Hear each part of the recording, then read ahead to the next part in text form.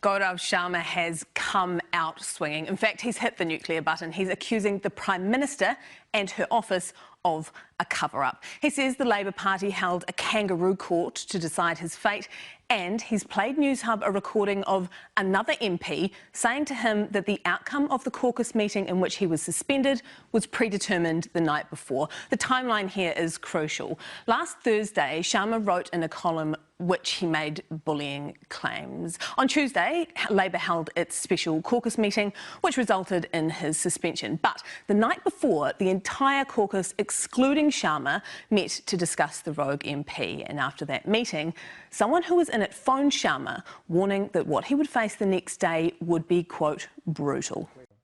Silence broken. What is the Prime Minister trying to hide? You know, there is something very big going on here, and there is a cover-up. Dr Gaurav Sharma has not spoken publicly since he was suspended from the Labour Party. He's not even spoken to the Prime Minister, but he's speaking to us. He's got a lot to get off his chest. I'm here now speaking up again because I'm being silenced once again after having gone through it for 1.5 years.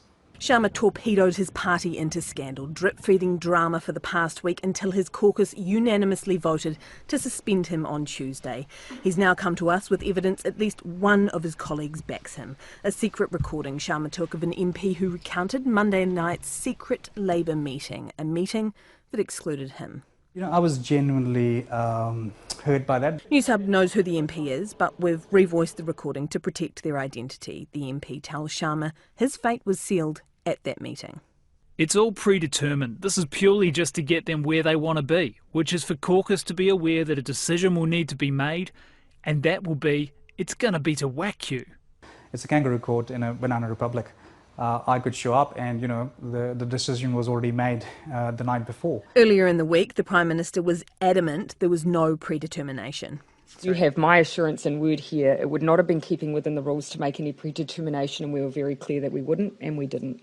Do you think she misled the public when she said that? Definitely. The PM has made plain Sharma himself was being managed due to staffing issues. Several allegations of bullying have been made against him.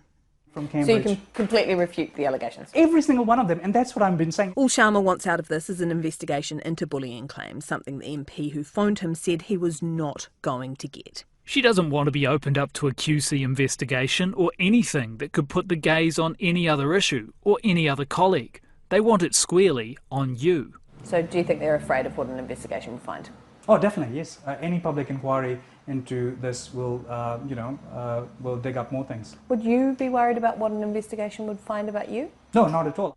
The PM has pointed to a mediation process instead. Do you intend to participate in any kind of mediation? No, I want a public inquiry which will hold people to account, because as we've seen up until now, it's just a kangaroo court. The MP accusing his colleagues of bullying. Those guys are bullies. No two ways around it. Who are they referring to? He's talking about the leadership of the Labour Party. So Jacinda Ardern and Kelvin Davis? Well, at least one of them is on TV every day saying there's nothing wrong. Sharma taking aim at the Labour Party's pride and joy, the Prime Minister accusing her of creating a cover-up culture. This is the Prime Minister's office trying to cover something. This is the Prime Minister trying to cover something.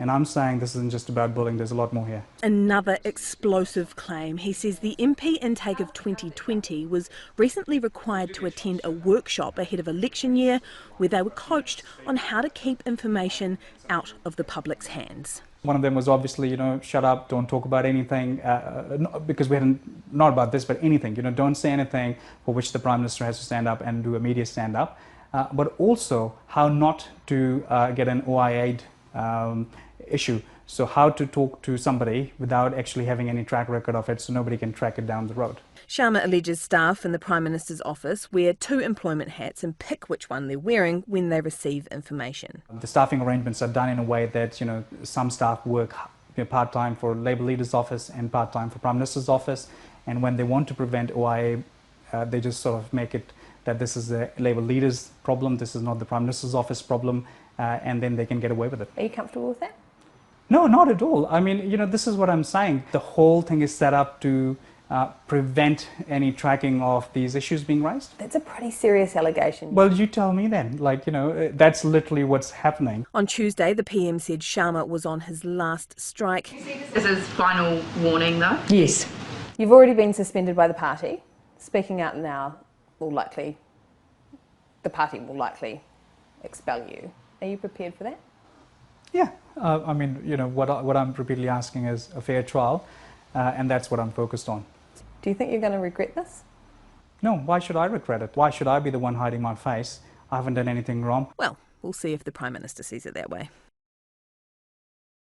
So, Jenna, what's the Prime Minister's office had to say about this? You know, obviously we put all of these claims to the Prime Minister's office. Firstly, on that allegation that they're using the split contracts and using different hats to hide information, we didn't get a formal response on that, but I'm told that there is a proper function for those split contracts, and it's so that the Prime Minister's office staff can help non-ministerial MPs like the backbencher who is brutally attacking them in public. We do have an official response on Dr Sharma's future, attributable to a spokesperson for the Prime Minister.